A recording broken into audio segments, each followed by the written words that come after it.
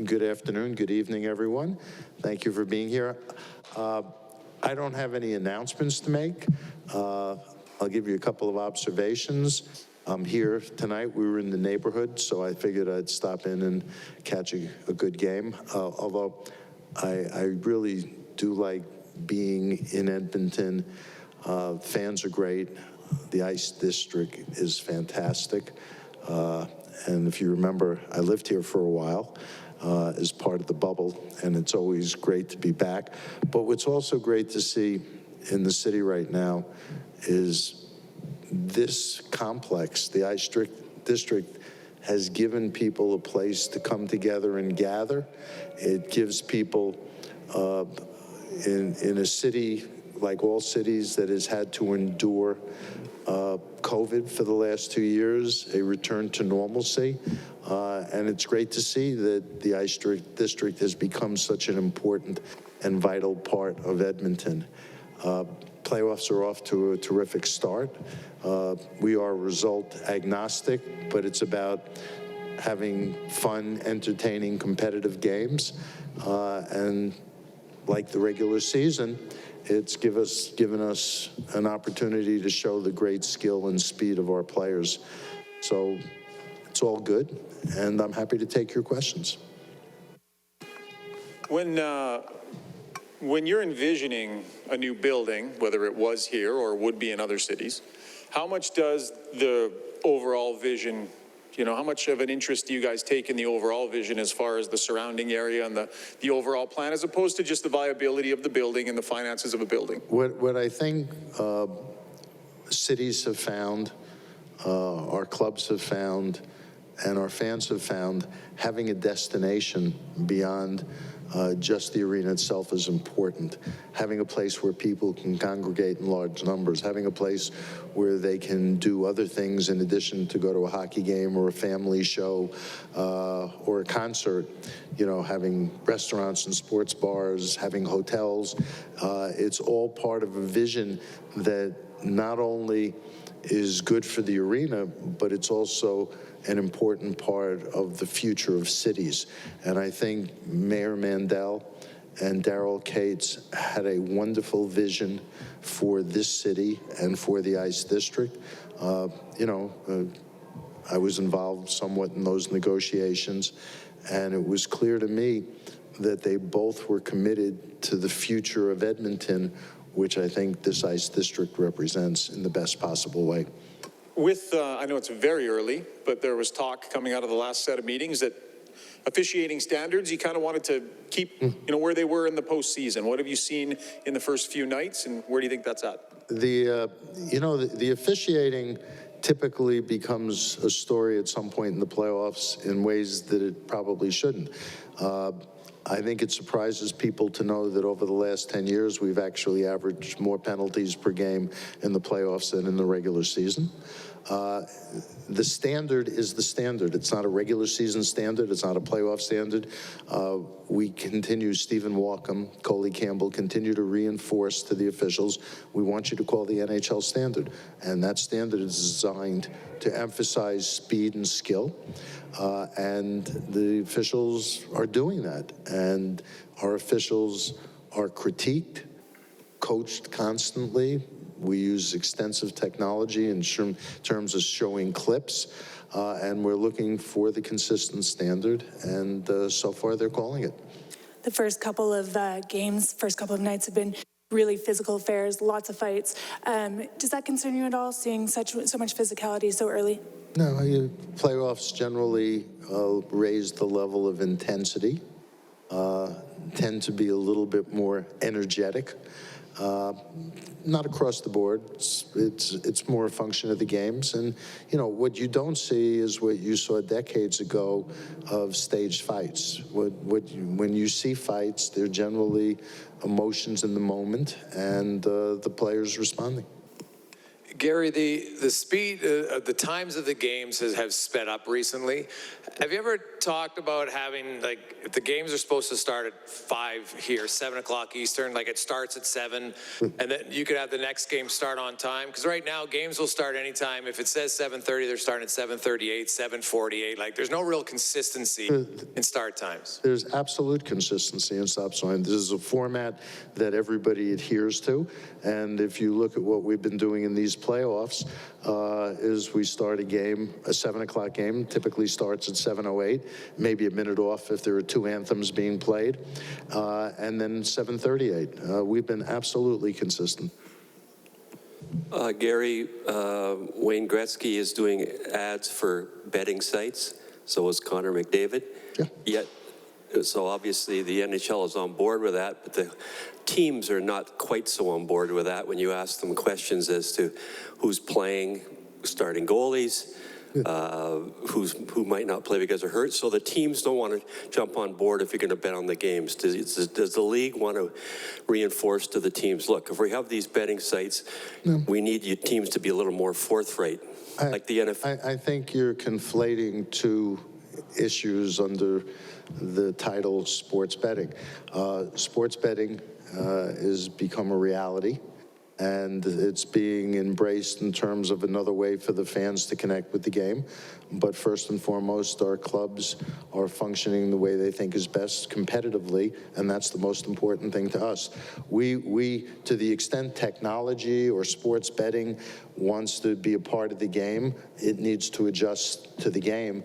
The game isn't going to adjust to them. And our teams will continue to do what they think is in their best interest in terms of the competitive issues that they deal with. But the NFL lists who's definitely out and such before the game, so why won't the NHL do that? The comparing sports, how often they play, the role of injuries, it's night and day. Our guys tend to play hurt on occasion, and we don't want to subject them to any additional potential injury.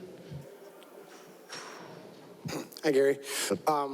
There was a time where 16 of 21 teams made the Stanley Cup playoffs. Now you have 16 of 32. And obviously... That was too many, and this is right. Is it right? Because obviously this is a great scene, and it could be replicated in other cities. Other leagues are going playing, and are you... The reason this is as good as it is because the regular season and the playoffs are meaningful. Having half of our teams eligible, I think, is the right balance. I think it creates great competition throughout the regular season, makes the games most meaningful, and there's nothing like our playoff tournament. Stanley Cup is the hardest to win, and there's nothing in any sport like our first round. So there's no talk of maybe having that play-in system like other leagues are? No. And in fact, if you look at our record in terms of number of games in the first round compared to others, we typically get more 6- and 7-game series. I think what we have now, and most people in our game think what we have now, is working quite well. Listen, I love the fact that people are so passionate about the game that there's always a debate about what we can change, okay? But change for the sake of change, or change because somebody else is doing it differently, under the right circumstances can make sense, but for us right now, we like where we are. We think the game's in really good. With the, you guys have put a big focus back on divisional play, which I think is great. Fans love rivalries. In a situation like the East right now, where you have 4 from the Metro and 4 from the Atlantic, but they're crossed over, has there ever been a conversation, if it's 4 and 4, that we would just keep in our divisions for the first round? We've had conversations about lots of things, but we like what we have. We're not looking to change something that we think is working very, very well. Gary, you, just over here, sorry. Yep. You started your conference today by talking about this arena and this area. I just wonder where Edmonton ranks, or what you think about the possibility of say, a draft or an all-star game here in the near future. The answer to that is yes. We've had conversations about that on an ongoing basis, more when the ice district wasn't as fully developed as it is now. We've got lots of teams and cities that would like to host league events, but I can see bringing a draft and an all-star game here. It's just a question of timing. Yeah, my other question would be, you probably know Edmonton has a pretty big player here in Connor McDavid. People want to know about him and all that. How would you categorize the way the league has tried to market him, and how, you know, would you like to do so going forward? I think what I think has been the biggest focus, and Connor is on any short list you would talk about in terms of what I'm about to describe. Our game has never been faster, more skillful, or younger. And he represents our game from a skill standpoint and an excitement standpoint as well as anybody. Gary, before things shut down, it seemed there was a fair amount of momentum for the league, the direction you were heading in and revenues and all that. When everything happened, a lot of uncertainty settled in about where it was all going to land. Now that we can reflect back a little bit on it, that it's back somewhat to normal. Yeah. How do you think it fared? And are you where you wanted to be? Are you ahead of where you thought you might be? Well, we had, like everybody, an eventful 2.5 years. COVID was hard, not just on the NHL or hockey or sports, but COVID was hard for everybody. Had a very severe impact from a health standpoint, for many people from an economic standpoint. We made it a point to prioritize health and safety of our players, of our other personnel, and the communities in which we played.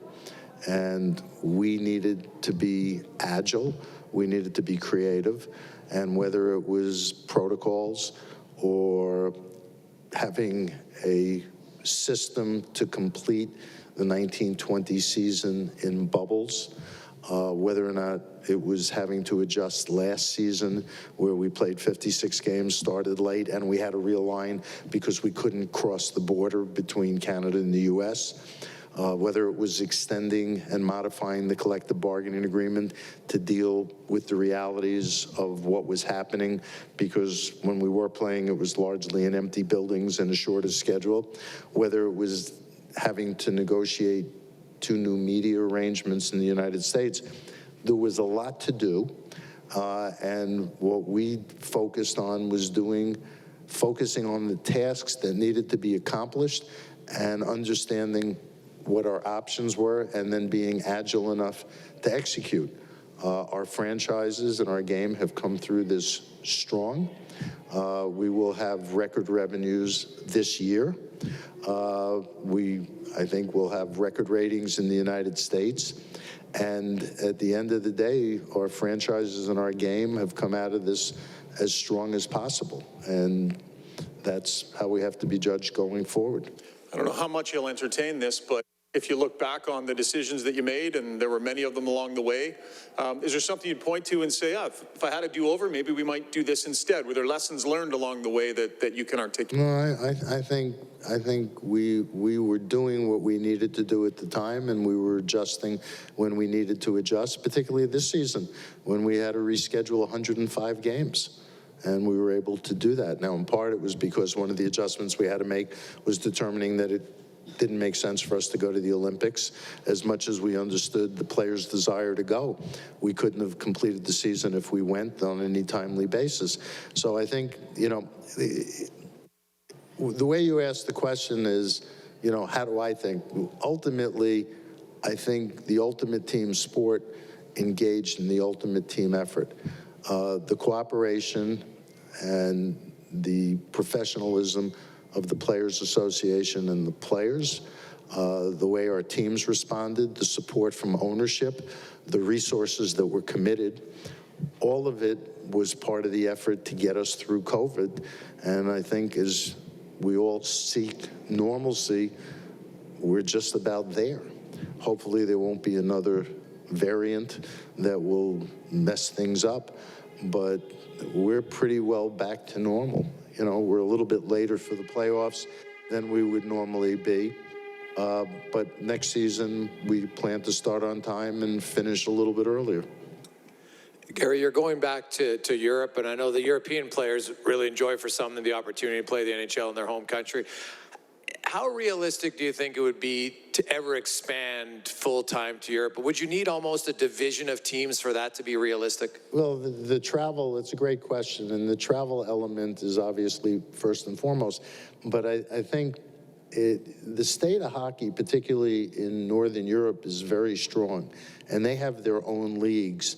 And, you know, we're not looking to start a division or take over hockey in Europe. To the extent we have games on television or other forms of media in 150 countries, to the extent we play exhibition or regular season games, it's to support hockey where it's doing very well and introduce new countries that may not be as familiar with the game.